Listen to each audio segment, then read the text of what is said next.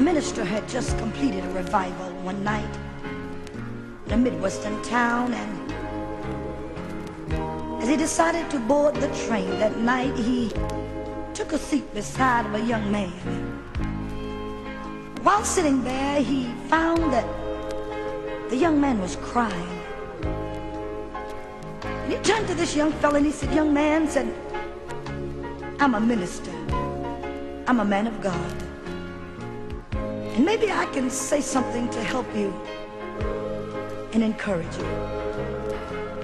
The young fella turned and looked at the old preacher and said, "Preacher, I've been roaming this countryside for over 2 years now. I left home some 2 years ago. And while there, I gave my mother and father so many problems and so much trouble. I even had the nerve to strike my father with my fist. So my dad came to me and said, 'Son, we've got to let you go while you're breaking your mother's heart.' Preacher, here I am on this train.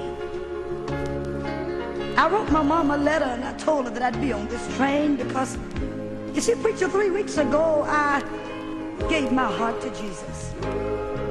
And I told Mom I'd be on this train." The old man of God looked at the young fella and said, "Son," said, "how do you know that everything is going to be all right when you get there? How do you know that you're going to be welcomed and you'll be able to get off the train?"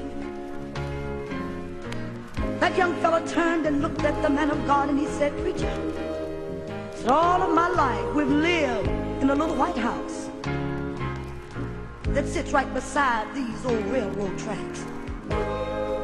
And out back of our house, we have a big old apple tree.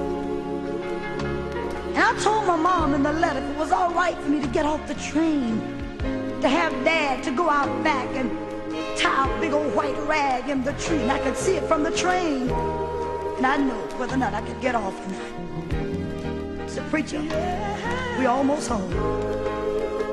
We almost home. But you look out the window, rag is in the tree.